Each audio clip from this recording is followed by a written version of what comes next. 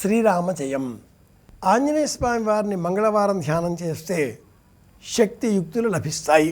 అయితే అధిక మాసం అయినప్పుడు ఈ స్వామిని స్తోత్రం చేసే విధానం మరింత ప్రత్యేకతతో కూడుకొని ఉంటుంది. ఆంజనేయ స్వామి వారిని స్తోత్రం చేస్తే మనకు కలిగేటటువంటి మొట్టమొదటి ప్రయోజనం బుద్ధి చాతుర్యం, వివేకం, మాట్లాడే లక్షణం, ఉద్వేగకరంగా మాట్లాడకపోవడం, ప్రశాంతంగా మాట్లాడగలగడం, అలాగే మాట్లాడే సమయంలో ఏకాగ్రత, దృష్టి, అక్షరాలు అధికంగా లేకపోవడం, మితంగా హితంగా ప్రియకరంగా మాట్లాడగలగడం, నవ్వుతూ మాట్లాడగలగడం. ఇది చాలా విశేషమైన అంశం.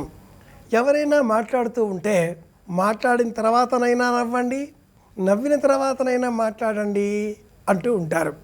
నవ్వు అలా పరంపరగా వస్తూ ఉంటే ఆ నవ్వును ఆపి మాట్లాడగలగడం అంత సామాన్యమైనటువంటి విషయం కాదు. అలాగే అనవసరంగా ఊరికే మాట్లాడుతూ నవ్వుతే కూడా ఎదుటివారికి కోపం రావచ్చు. లక్ష్మణదేవర నవ్వు అనే జానపదుల పాట ఈ లక్షణాన్నే మనకు తెలియజేస్తుంది. ఆంజనేయ స్వామి వారు మట్టుకు ఎప్పుడు మాట్లాడినా నవ్వుతూ మాట్లాడతాడు. అలాగని ఆ నవ్వు పెదవులపైన ధ్వని వినిపించే విధంగా ఉండదు సుమి. కన్నులు నవ్వుతాయి, పెదవులు నవ్వుతాయి, బుగ్గలు నవ్వుతాయి. వదనం మొత్తంలో ఉండే 42 అవయవాల భాగాలన్నీ కూడా నవ్వుతూ ఉండడంతో చాలా ప్రశాంతంగా ఆ వదనంలో ప్రతి మాట కూడా మనకు అర్థవంతంగా స్ఫురించడంతో పాటు ఆనందాన్ని కలిగిస్తుంది. మనం మాట్లాడితే ఎదుటివారికి ఆనందం కలగాలి, ఇంకా వినాలి అనిపించేలాగా మన మాట ఉండాలి.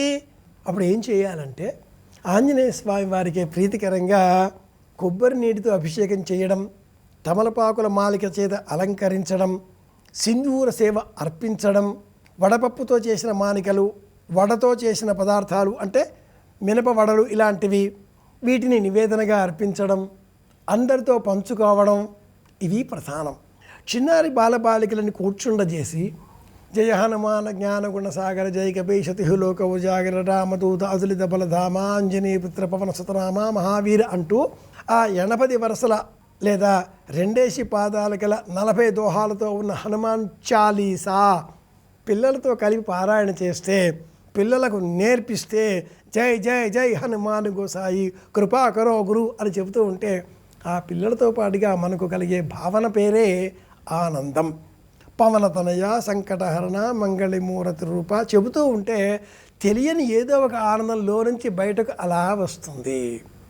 ఏ క్షేత్రంలో ఎక్కడ ఏ గురువైతే చిన్నారి బాలబాలికలను కూర్చుండబెట్టుకొని రామకథ చెబుతూ ఉంటాడో ఆ క్షేత్రంలో అందరికంటే ముందు కూర్చునేటటువంటి పరమదైవం ఆంజనేయుడు. జయ రామ జయ రామ రామ రామ జయ రామ రామ అంటూ ఉంటే ముందుగా ఎగిరి గంతులు వేసే దైవం ఆంజనేయుడు. అలాగే ఎక్కడైతే ఇక రామకథ అయిపోయింది అన్న పదం అనగానే, కథ అయిపోయింది అనగానే ముందుగా దుఃఖించేటటువంటి దైవం కూడా ఆంజనేయుడే.